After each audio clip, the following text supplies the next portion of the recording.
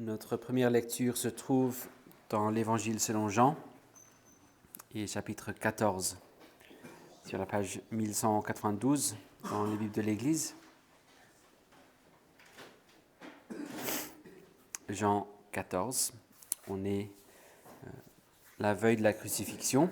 On a vu dans l'Évangile de Marc qu'il a un récit plutôt court de cette soirée dans la chambre haute, et dans Jean, c'est très long. On a les longs discours de Jésus, et voici juste un extrait en fait de l'extrait de ce discours.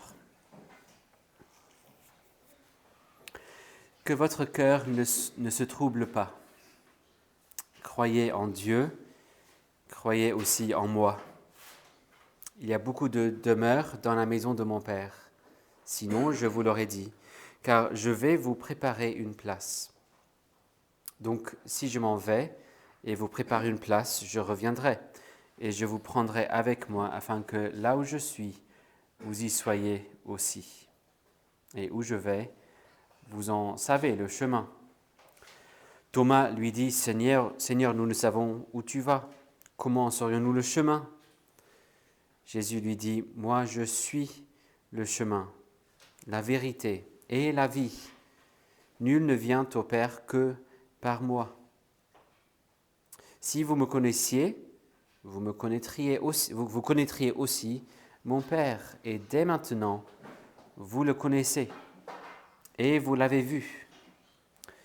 Philippe lui dit, Seigneur, montre-nous le Père, et cela nous suffit. Jésus lui dit, il y a si longtemps que je suis avec vous, et tu n'as pas connu Philippe ? Celui qui m'a vu a vu le Père. Comment dis-tu, montre-nous le Père ? Ne crois-tu pas que je suis dans le Père et que le Père est en moi ? Les paroles que je vous dis ne viennent pas de moi-même.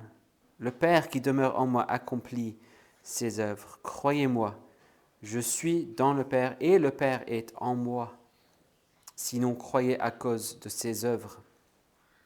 En vérité, je vous le dis, celui qui croit en moi fera, lui aussi, les œuvres que moi je fais. Et il en fera de plus grandes, parce que je m'en vais vers le Père. Et tout ce que vous demanderez en mon nom, je le ferai, afin que le Père soit glorifié dans le Fils.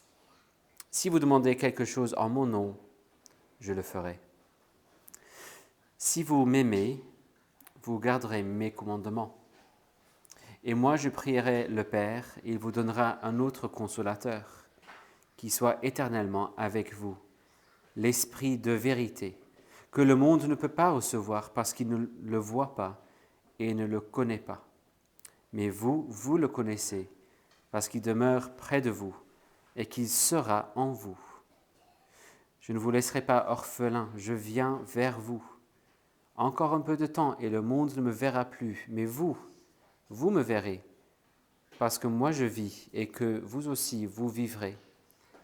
En ce jour-là, vous connaîtrez que moi je suis en mon Père, vous en moi et moi en vous.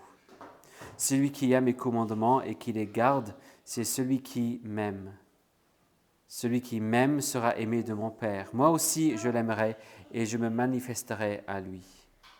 Jude, non pas l'Iscariote, lui dit, Seigneur, comment se fait-il que tu doives te manifester à nous et non au monde ?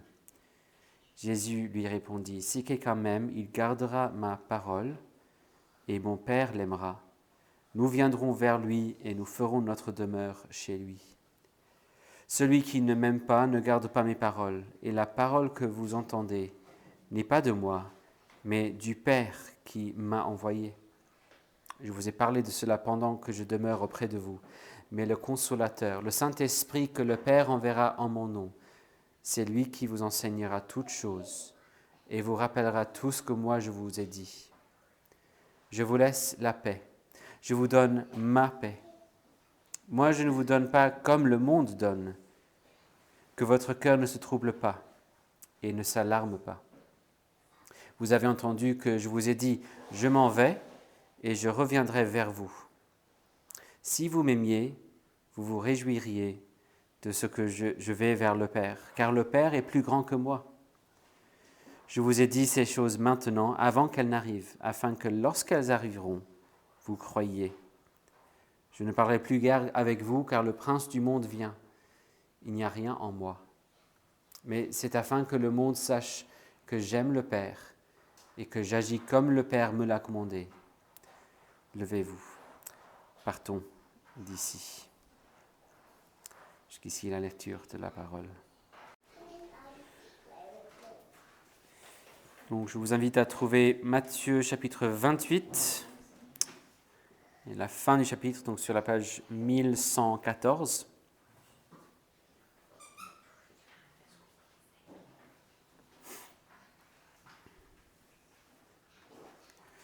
On va lire les trois derniers versets, mais prions avant de lire le texte. Notre Père, nous te remercions pour ta parole.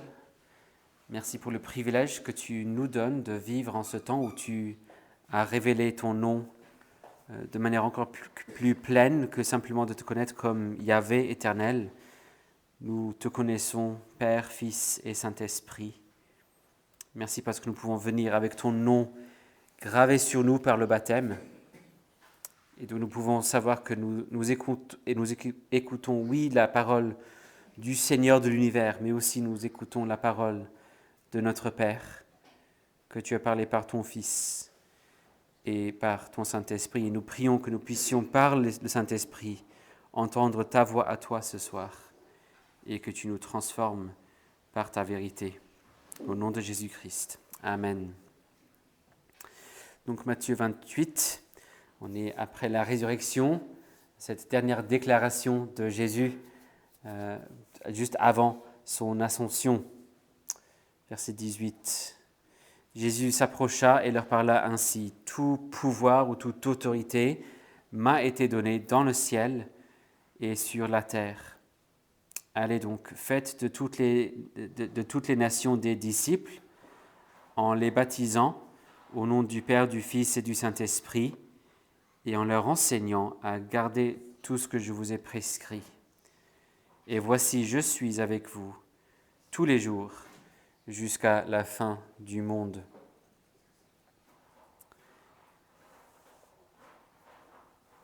Nous regardons ce soir un point culminant dans la révélation que le peuple de Dieu a reçue dans ce cadre de la nouvelle alliance fraîchement inaugurée par Jésus-Christ, par sa résurrection.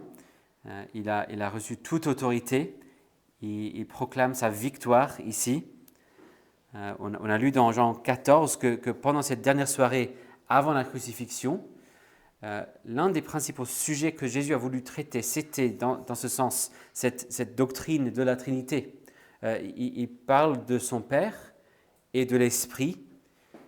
Jésus nous a indiqué ainsi non seulement que c'est une doctrine très importante, mais surtout une doctrine très précieuse et une source de réconfort, de consolation dans les temps les plus difficiles.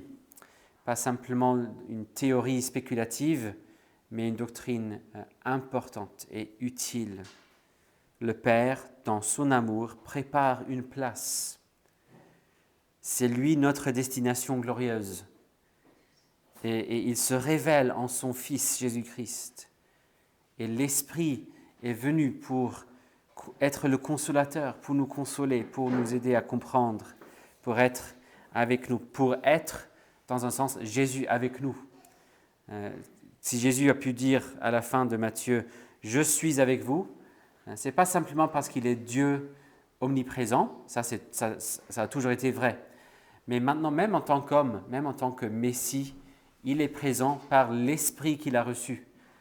L'Esprit est devenu l'Esprit du Christ, l'Esprit du Messie ressuscité. Et c'est par cet Esprit que Jésus est toujours présent avec nous. Et donc, après sa résurrection, voici que Jésus le dit explicitement maintenant. Il ne parle pas simplement du Père et de l'Esprit, sans préciser qu'il s'agit de trois personnes en un seul Dieu. On a ici maintenant explicitement le nom, donc le nom singulier, le nom divin, singulier, au singulier, le nom de Père, Fils et Saint-Esprit. Parfois, il y a des pasteurs qui qui sont sûrement fatigués, et je le comprends, mais ils font l'erreur de dire « je te baptise au nom du Père, et au nom du Fils, et au nom du Saint-Esprit ». Non, ce n'est pas 3 noms. C'est le nom du Père, Fils et Saint-Esprit. Ils ne prononcent pas ce nom dans le cadre d'un cours de doctrine, dans l'espoir qu'ils vont se mettre tout de suite à tenir des conciles pour discerner quelle terminologie utiliser pour décrire cette réalité profonde. On devrait être reconnaissant pour ceux qui ont fait ce travail plus tard, pour nous aider à avoir un vocabulaire et une grammaire à utiliser pour parler de la Trinité. Soyons clairs, ce n'est pas une doctrine inventée plus tard, c'est simplement ceux qui ont choisi le grammaire et le vocabulaire que nous devons utiliser pour décrire ce que nous voyons dans le texte de la Bible. Et ici, c'est l'exemple classique avec la bénédiction à la fin de 2 Corinthiens 13 aussi, que un seul Dieu, une substance, une essence, 3 personnes, une seule ousia en grec, 3 hypostases. Les termes que nous allons voir dans le catéchisme aussi tout à l'heure quand on pose ces questions sur la Trinité. C'est extrêmement important tout ça. Mais il y a plus important que ça encore. Donc Jésus ne parle pas ici dans une salle de classe. Ce nom est donné aux apôtres d'abord pour qu'ils connaissent le nom de ce Dieu qui est leur Dieu. Le Dieu qui s'engage à eux, le Dieu qui s'est engagé à eux depuis le commencement, le Dieu qui s'est engagé à Adam et à Noé et à Abraham, à Moïse, à David, à tout son peuple. C'est ce Dieu, Père, Fils et Saint-Esprit, qui s'est engagé à son peuple. C'est le Dieu dont les promesses ont été accomplies, enfin, dans tout ce que Jésus a fait. Le nom du Dieu qui place son nom sur eux, qui les marque de son nom, parce que ce signe est sceau, par ce signe est sceau qu'est le baptême. Et ainsi, c'est le nom qui sont maintenant habilités à placer eux-mêmes aussi sur les gens qui vont être ajoutés à ce royaume universel que Jésus a annoncé, ce royaume dont il est le roi, avec toute autorité dans le ciel et sur la terre.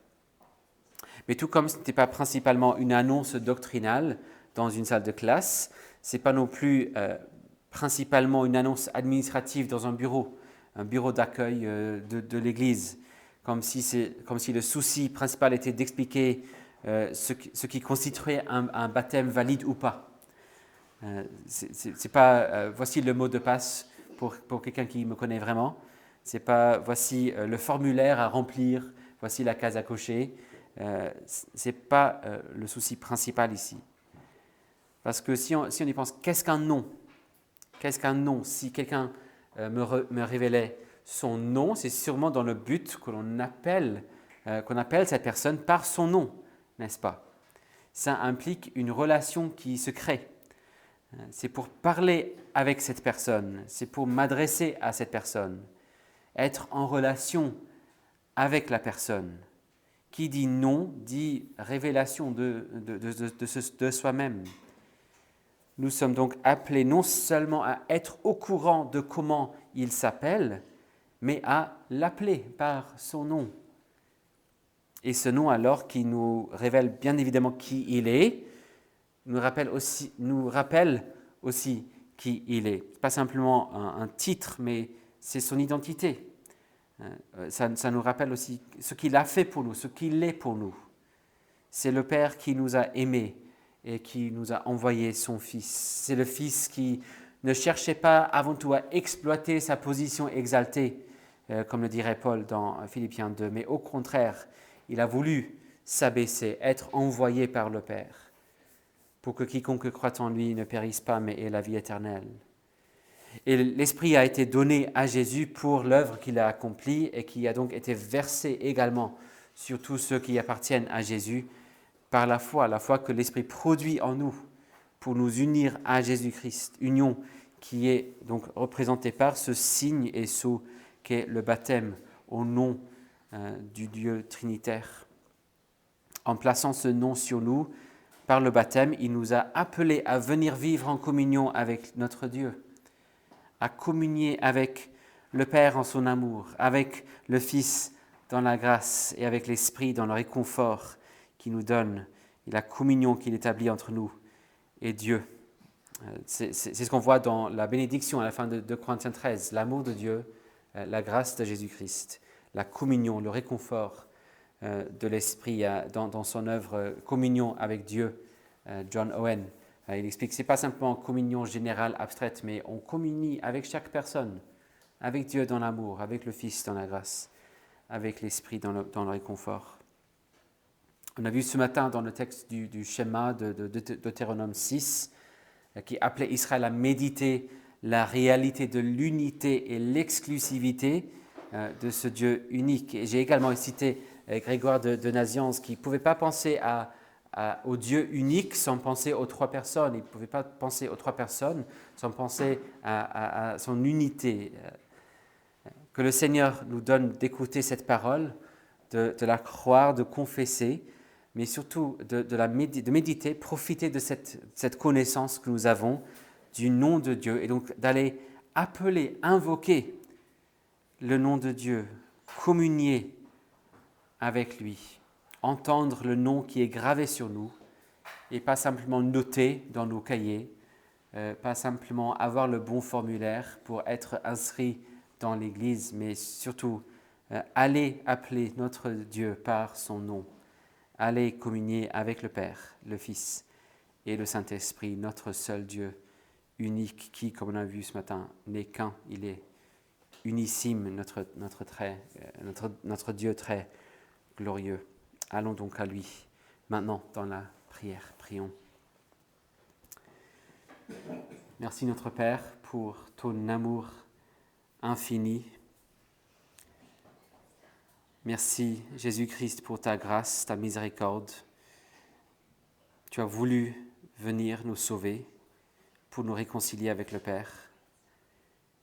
Merci Saint-Esprit pour le réconfort que tu nous donnes, pour la communion que tu établis entre nous en tant que frères et sœurs, mais aussi entre nous avec Dieu. Donne-nous de profiter de cette connaissance que nous avons, le fait d'avoir ce nom gravé sur nous, pas simplement noter, connaître le nom de Dieu, mais aller l'appeler, aller invoquer notre Dieu, communier avec toi, notre Dieu, pour que tu sois glorifié dans nos vies. Nous le prions, notre Père, au nom de Jésus-Christ, notre Sauveur, qui vit et qui règne avec toi et le Saint-Esprit, un seul Dieu béni à jamais. Amen.